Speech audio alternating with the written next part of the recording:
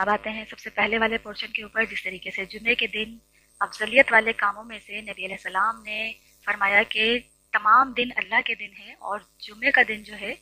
وہ تمام دنوں کا سردار ہے، اور اللہ تعالیٰ نے تمام انبیاء کرام کی امت کے لیے جمعے کے دن کو عبادت کے لیے مخصوص کرنے کے لیے پیش کیا، اور انبیاء کرام کی جو امتیں تھیں انہوں نے مختلف دنوں کو پسند کر لیا جمعے کے دن کے علاوہ، جیسے کہ بنی اسرائیل قوم میں آتا ہے کہ موسیٰ علیہ السلام کی قوم نے سبت کا دن، ہفتے کا دن چوز کیا تھا، اپنے لیے مخصوص کیا تھا عبادت کے لیے، اور کرسچنز جو ہیں عیسائی، عیسیٰ علیہ السلام کے ماننے والے، ان کے وقت کے جو امتی تھے انہوں نے اتوار کا دن عبادت کے لیے چوز کیا۔ اور نبی کریم صلی اللہ علیہ وآلہ وسلم جو ہیں وہ نبی اللہ تعالیٰ کے مزاج کے اعتبار سے بہت زیادہ ہی کلوز رہے ہیں، تو اس چیز کے مد نظر نبی صلی اللہ علیہ وآلہ وسلم نے اللہ تعالیٰ کی طرف سے جمعے کا دن عبادت کے لیے پیش کیے جانے پر اس کو مخصوص کر لیا، اپنی امت کے لیے چوز کر لیا۔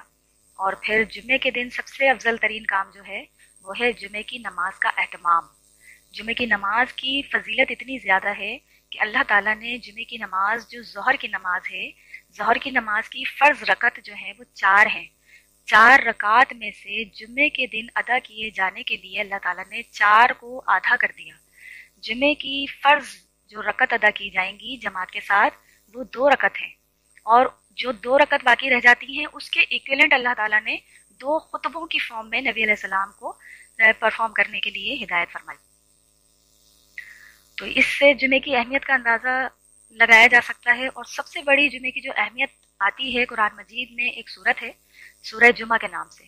اس میں خاص طور پر جمعے کے دن نماز کی طرف لپکنے کے لیے حکم دیا گیا ہے کہ اے مومنو، جب تمہیں نماز کے لیے ندا دی جائے، اذان دی جائے، تو اپنا کاروبار چھوڑ کر نماز کے لیے مسجد کا رخ کرو۔ تو یہاں سے اس کی اہمیت کا اندازہ ہو جاتا ہے۔ احادیث کی روشنی میں جمعے کے دن نبی علیہ السلام نے درود و سلام بھیجنے والے کے اوپر بہت زیادہ فضیلت بتائی ہے، اور نبی علیہ السلام نے کہا کہ جو جمعے کے دن میرے روزہ مبارک پر آ کر مجھے درود و سلام بھیجتا ہے تو اللہ تعالیٰ میری روح جو ہے جسم میں لوٹا دیتے ہیں، اور میں خود اس کا جو ہے درود و سلام سنتا ہوں اور اس کا جواب بھی دیتا ہوں۔ اب یہ جو معاملہ ہے کہ روح کا لوٹایا جانا اور نبی علیہ السلام کا خود سننا اور خود اس کا جواب دینا، یہ سب کچھ برزخی معاملہ ہے، اس کا ہماری اس زمینی دنیا سے کوئی تعلق نہیں ہے۔ یہ ایک بہت علیحدہ ٹاپک ہے، بڑی ڈیٹیل کے ساتھ اس کو ڈسکس کرنے کی ضرورت ہے۔ انشاءاللہ اللہ تعالیٰ کی توفیق سے زندگی رہی تو کسی جمعے والے دن، جمعرات والے دن اس چیز کو بھی ایڈریس کرنے کی کوشش کروں گی۔ اور آج چونکہ یہ ٹاپک نہیں ہے ہمارا تو اس کو زیادہ ڈیپلی میں آگے لے کر نہیں جانا چاہ رہی ہوں۔ بہرحال جتنی حدیث مبارکہ ہے اس کا یہ پورشن درود و سلام بھیجنے کی فضیلت کے اعتبار سے ذکر کر دیتی ہوں۔ نبی علیہ السلام نے کہا میرا جو بھی امتی جہاں کہیں بھی مجھ پر درود و سلام کثرت سے پڑھتا ہے، جو جتنا زیادہ کثرت سے پڑھتا ہے، وہ روز محشر میرے ساتھ اس طرح کھڑا ہوا ہوگا۔ اب اس طرح کرتے ہوئے آپ علیہ السلام نے اپنے دائیں ہاتھ کو بلند کیا اور اپنی فرسٹ فنگر اور مڈل فنگر کو جوڑ کر اشارہ کرتے ہوئے دکھایا کہ مطلب بالکل میرے ہمسائے کی طرح برابر میں کھڑا ہوا ہوگا۔ تو ہم سب کو بھی آپ علیہ السلام کا پڑوس چاہیے ہے، تو اس لیے کثرت سے درود و سلام پڑھیں، اپنی زبانوں کو، اپنے ہونٹوں کو درود و سلام سے تر رکھیں جس حد تک ہو سکے۔ باقی تسبیحات ہے، دعائیں ہیں، ان کے مانگنے کے لیے نبی علیہ السلام نے کہا کہ جو تسبیحات پڑھتے ہیں، اللہ سے دعائیں مانگتے ہیں، صبح شام کے اذکار میں مصروف رہتے ہیں، ان کی مثل زندوں کی سی ہے۔ اور جو اذکار سے صبح و شام کے ہوں یا فرائض کے بعد والے ہوں یا خاص کسی دن کے اعتبار سے ان کو ریلیٹ کیا جا سکتا ہو، اس کے اعتبار سے جو اس قسم کی عبادات سے دور رہتے ہیں، دعائیں مانگنے سے، اذکار پڑھنے سے، تو ان کی مثل نبی علیہ السلام نے کہا مردوں کی سی ہے۔ اب خود انسان اپنے آپ کا جائزہ لے سکتا ہے، خود ہی اپنا انالائز کیجئے کہ ہم جو ہیں وہ کس جماعت کی طرف ہیں۔ تو ہر انسان خود اپنا انالائز کرے، ہمیں کسی کے اوپر فتویٰ بازی کرنے کی، انگلیاں اٹھانے کی کوئی ضرورت نہیں ہونی چاہیے۔ سب سے بڑا المیہ ہی ہمارا آج کے ٹائم میں یہ ہو گیا ہے کہ ہر انسان دوسرے انسان کی اصلاح کی فکر میں لگا ہوا ہے، میں اپنی اصلاح کب کروں گی، یہ بھول بیٹھا ہے۔ تو یہ بہت اشد ضروری ہے، ایک مومن کو آخرت کی کامیابی کے لیے اس کو اپنی آخرت کی فکر ہونا چاہیے، مجھے میری قبر کی فکر ہونا چاہیے، مجھے میرے حشر میں کھڑے ہو کر کیا اعمال کے ساتھ کھڑے ہو رہے ہیں، ہونے کی تیاری کر رہے ہیں، اس کی فکر ہونا چاہیے، نہ یہ کہ ہم دوسرے کی جو ہے وہ ٹو لگاتے پھریں اور دوسرے کی صحیح اور غلط کے فیصلے کرنے کے لیے جج بن جائیں۔ اس کا معاملہ اس کے رب کے ساتھ ہے۔ مجھے میرے قبر میں جانا ہے، مجھے میری قبر کی کشادگی، روشنی، نور، ٹھنڈک، یہ سب چاہیے، ہونا چاہیے۔ باقی اس کے علاوہ جمعے کے دن کیے جانے والے فضیلت والے کام جو آپ علیہ السلام نے تعلیم فرمائے ہیں، سورہ قاف کی تلاوت ہے، سورہ کہف کی تلاوت کیجیے، سورہ جمعہ کی تلاوت کیجیے، سورہ اعلیٰ اور سورہ غاشیہ کی تلاوت کیجیے۔ یہ سب آپ علیہ السلام کی مختلف تعلیمات میں مختلف جگہوں پر یہ اس قسم کی تعلیمات مل جاتی ہے۔ اس کو میں کمبائنڈ فارم میں آپ کے سامنے عموماً ریپیٹ کرتی رہتی ہوں، اگر کوئی بہن اس طرح تلاش کریں گی کسی احادیث میں تو ایک جگہ شاید اکٹھے نہ ملے،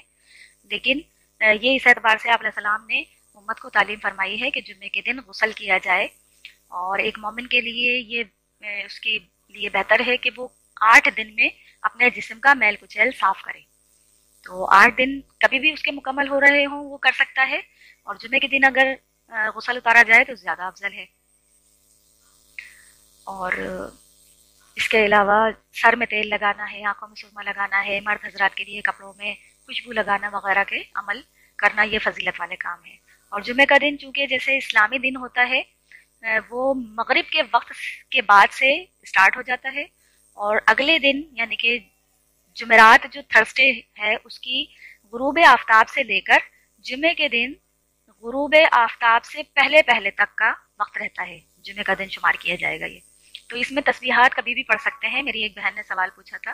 کہ کیا جمعرات کی مغرب کے بعد کسی بھی وقت ہم سورہ کاف کی تلاوت کر سکتے ہیں؟ تو مختصراً میں نے اس ٹائم جواب دیا تھا کہ بالکل کر سکتے ہیں، جب بھی آپ کے لیے پاسبل ہو، جب بھی آپ کو مصروفیت میں سے وقت مل جائے، جب بھی آپ اپنے رب کی رضا کے لیے خالصتاً فوکس کر سکتے ہوں، کیونکہ گول ہمارا کیا ہے؟ اللہ کی رضا۔ گول ہمارا یہ نہیں ہے کہ ہم نے جلدی جلدی ساری تسبیحات پھیر دینا ہے، ہمارا گول ہے اللہ کی رضا، آخرت کی بقا۔ تو گول پر فوکس کریں۔ جب میرا کنیکشن اللہ کے ساتھ ایسا جڑ گیا کہ بس مجھے اب کوئی اور چیز اچھی نہیں لگ رہی، تو اس ٹائم کیا ہوا عمل سب سے زیادہ افضل ہوگا نا۔ تو آپ کسی بھی ٹائم کر سکتے ہیں، اللہ تعالیٰ نے اتنا لمبا 24 گھنٹے کا ٹائم پیریڈ بتا دیا، یہ یوں ہی نہیں بتایا ہے کہ پھر بھی اس کے بعد بھی قدغن لگائی جائے۔ ہاں، ایک وقت کے لیے نبی علیہ السلام نے ضرور تعلیم فرمایا ہے کہ جمعے کے دن ایک گھڑی ایسی ہے جس میں مومن کی مانگی ہوئی دعا ضرور بالضرور قبول ہوتی ہے، اور دعاؤں کی قبولیت کے اعتبار سے 3 موڈ بتائے ہیں، اور مومن کی دعا کبھی بھی رد نہیں ہوتی، اس چیز کو بھی انسان کو مد نظر رکھنا چاہیے۔ لیکن وہ خاص گھڑی جو بتائی ہے جمعے کے دن، وہ کچھ حضرات یہ کہتے ہیں، کچھ علماء کرام کہتے ہیں کہ وہ عصر کی نماز کے بعد سے مغرب کی نماز سے پہلے تک کا وقت ہے۔ یہ بات ایک علیحدہ حدیث میں آئی ہے کہ عصر اور مغرب کے درمیانی ٹائم پیریڈ میں عبادت جو ہے وہ سب سے زیادہ افضل مانی گئی ہیں، سوائے نماز پڑھنے کے۔ اس ٹائم نماز نہ پڑھی جائے جب بالکل آفتاب جو ہے غروب ہونے والا ہو، اس کے قریب یوں سمجھ لیجیے 10-12 منٹ ہوتے ہیں یا 7-8 منٹ ہوتے ہیں، محتاط اندازے کے مطابق میں نے 10-12 کہہ دیا۔ تو اس ٹائم نماز سے اجتناب کیا جائے، باقی جتنی تسبیحات ہیں، اذکار ہیں، آپ کی جتنا آپ اللہ کی عبادت کرنا چاہتے ہیں وہ کر سکتے ہیں، افضل ہے۔ لیکن جمعے کے دن جو خاص ایک گھڑی بتائی ہے نبی علیہ السلام نے، وہ گھڑی ہے جمعے کی نماز، جو اذان دی جاتی ہے نماز کے لیے، وہ اذان کے بعد سے جمعے کی نماز کی اقامت تک، یہ جو ٹائم پیریڈ بنتا ہے نا، جس وقت خطیب صاحب خطبہ دے رہے ہوتے ہیں، اس وقت انسان کو ایک گھڑی میسر آتی ہے جس میں اس کی مانگی ہوئی دعا پر فرشتے آمین کہہ دیتے ہیں۔ اور تو اس لیے ویسے تو ہمیشہ ہی اللہ تعالیٰ سے دعائیں مانگتے رہنا چاہیے۔